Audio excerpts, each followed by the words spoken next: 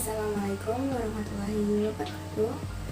Kali ini saya akan mereview salah satu jurnal yang berjudul Artificial Intelligence dalam aplikasi chatbot sebagai helpdesk objek wisata dengan permodelan natural language processing.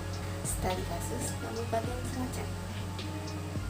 Ini ditulis oleh Bob Claudine dan Nurul Mega Sasmita dari Kelas Studi Sistem Informasi Universitas Peradaban dan Program Studi Teknik Informatika Universitas Peradaban.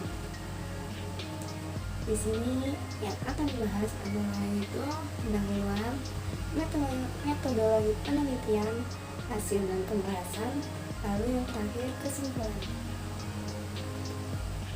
Yang pertama, pendahuluan. Berkembangan teknologi informasi berbasis komputer yang sangat cepat telah membuat banyak perubahan dalam kehidupan manusia. Salah satu perkembangan teknologi terkini adalah kecerdasan buatan. Dengan adanya kecerdasan buatan, komputer dapat melakukan tugas tertentu seperti yang dilakukan oleh manusia robot chatting.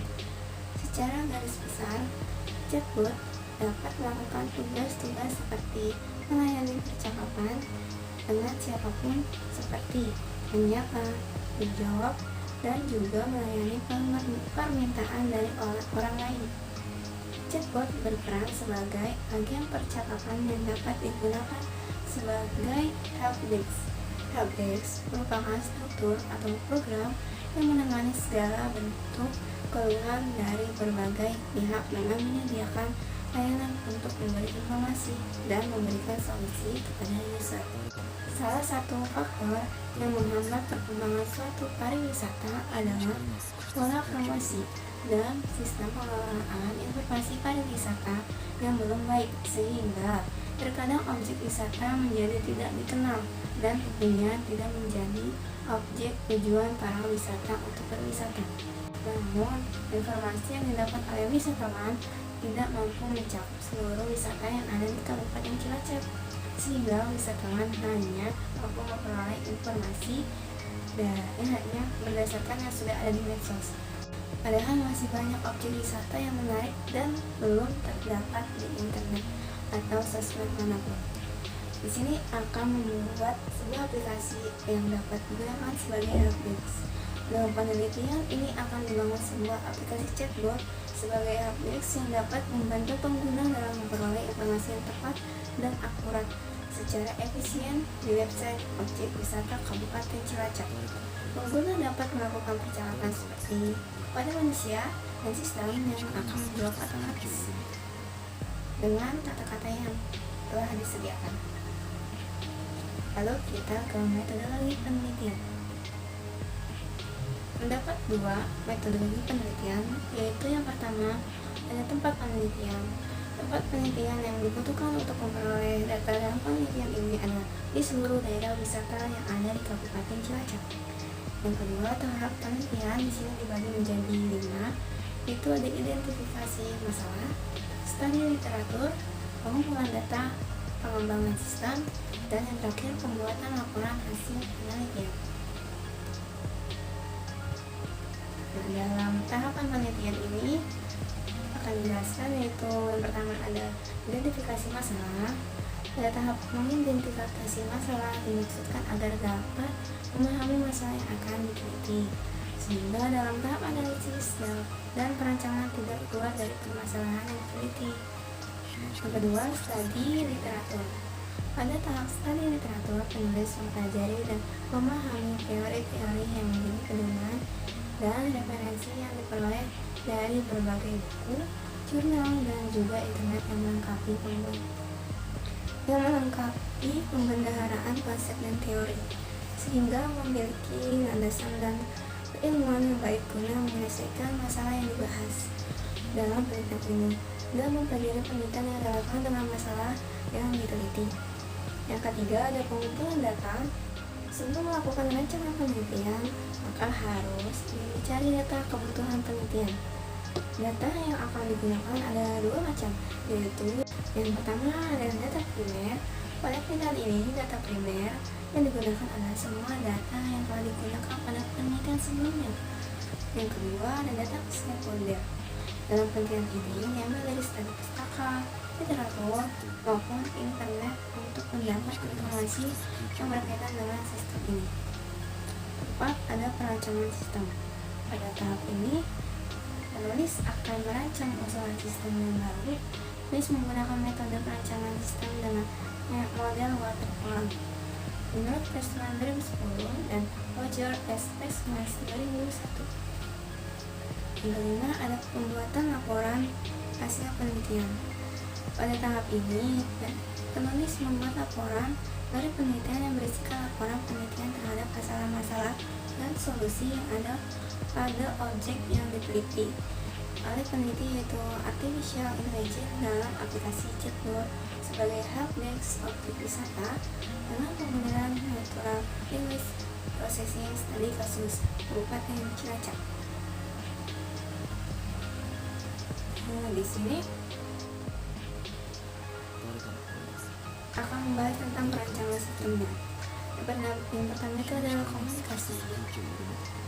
Langkah ini merupakan analisis terhadap kebutuhan software dan tahap untuk mengadakan pengumpulan data dengan melakukan pertemuan dengan customer maupun mengumpulkan data-data tambahan baik yang ada di jurnal, artikel, maupun internet. Yang kedua ada planning atau perencanaan. Proses planning ini merupakan lanjutan dari proses communication atau analisis requirement.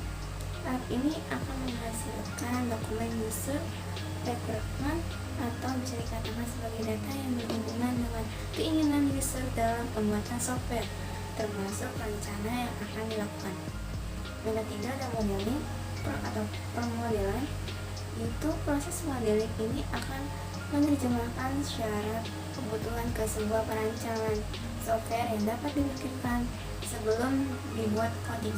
Proses ini berfokus pada rancangan struktur data, arsitektur software, representasi interface, dan detail algoritma prosedural.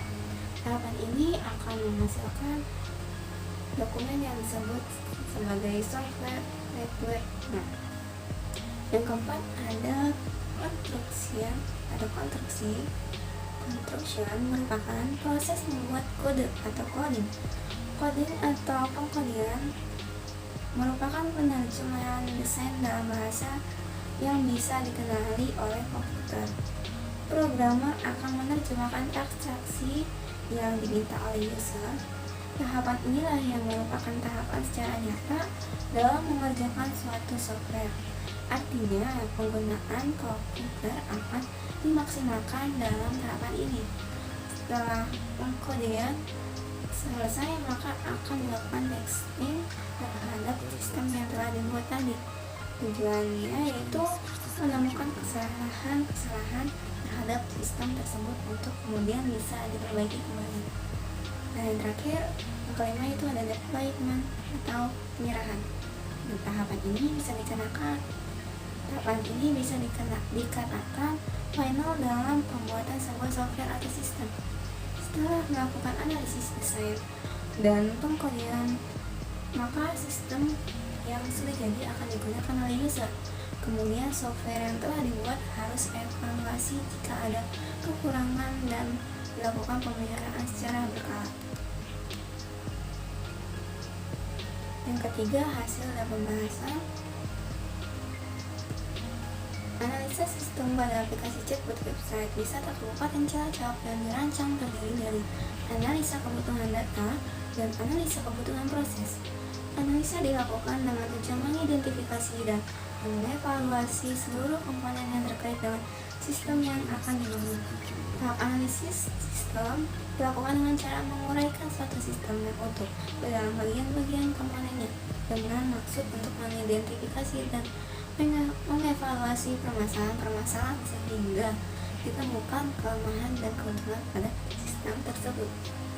Berdasarkan permasalahan ini, diharapkan dapat menyelesaikannya sebuah aplikasi chatbot yang menggunakan metode natural language processing sudah cocok untuk diimplementasikan pada aplikasi chatbot. Analisis kebutuhan sistem fungsional adalah sebuah langkah di mana seorang pembangun perangkat lunak menganalisis sumber daya manusia yang akan menggunakan perangkat lunak yang dibangun.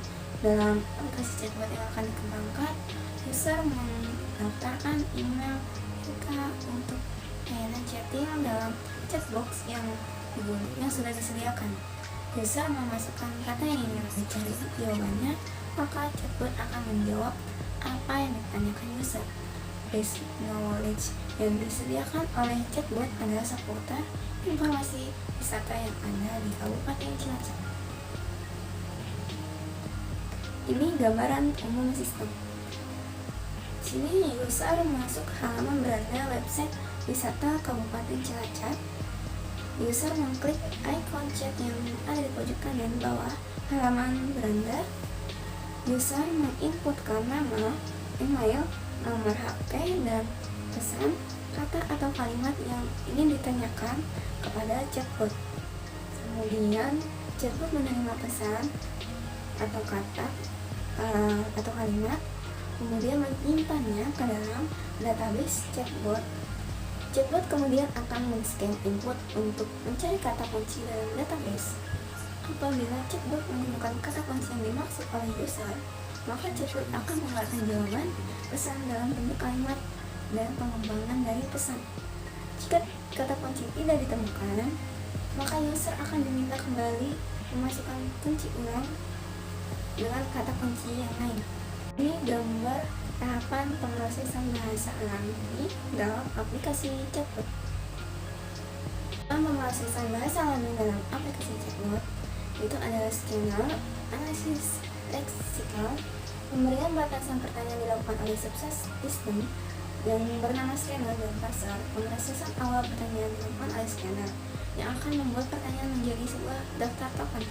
Pada penelitian ini, scanner melakukan 3 aktivitas, yaitu menyenangkan tanda baca, memecah pertanyaan, dan mengubah menjadi huruf kecil. Pada gambar di bawah ini menampilkan tahapan analisis leksikal dengan contoh yang satu itu. Nah, ini contohnya ada apa saja objek wisata yang ada di Kabupaten Cilacap. Tanda tanyanya lalu dihilangkan, lalu dipecah pertanyaannya, lalu diubah menjadi huruf kecil semua. Yang kedua ada parser, analisis sintaks. Daftar token yang terbentuk akan dianalisa oleh parser apakah sesuai dengan pembentukan pola kalimat yang ditetapkan. Penentuan struktur kalimat bisa merupakan pekerjaan yang sulit, bergantung dari bahasa yang digunakan.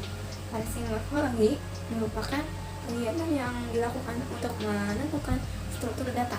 Pada penelitian ini, secara umum parser akan melakukan membaca daftar token, membaca cacat token, membaca isi token, dan membandingkan dengan aturan produksi.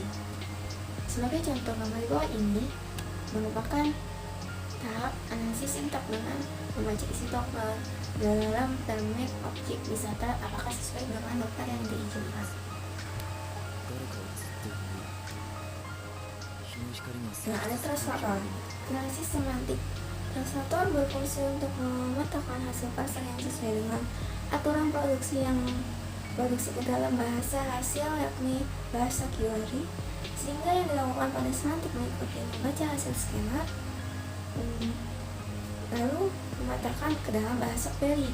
Pada tahap ini, atribut dan objek memegang peranan penting dalam translator, sehingga kalimat input apa saja objek wisata yang ada di Kabupaten Cilacap, maka dalam translator menjadi objek wisata Kabupaten Cilacap.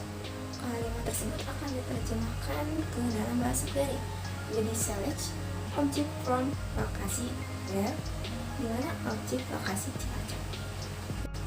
Untuk gambar yang sebelah kiri ini use case diagram, untuk sebelah kanan diagram activity chatbot. Lalu ini ada kelas diagram chatbot dan siklus diagram chatbot. Lalu ini ada contoh implementasi halaman chatbot, halaman awalnya. Lalu ada implementasi percakapan dengan chatbot. Lalu ini gambar dan grafis percakapan dengan aplikasi chatbotnya yang sudah terkirim.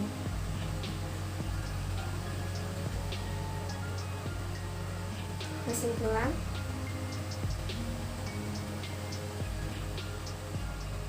berdasarkan hasil implementasi dan pengujian yang telah dilakukan oleh aplikasi chatbot dengan pendekatan natural language processing ini, maka dapat diambil kesimpulan bahwa pembangunan chatbot dengan pendekatan natural language processing merupakan pendekatan yang baik untuk diterapkan dalam sistem chatbot karena user dapat melakukan percakapan seperti pada sama manusia dengan proses pencarian kata kunci yang terbukti dalam pengajian black box.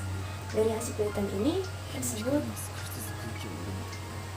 menyimpulkan bahwa aplikasi ini sangat membantu user dalam proses pencarian informasi.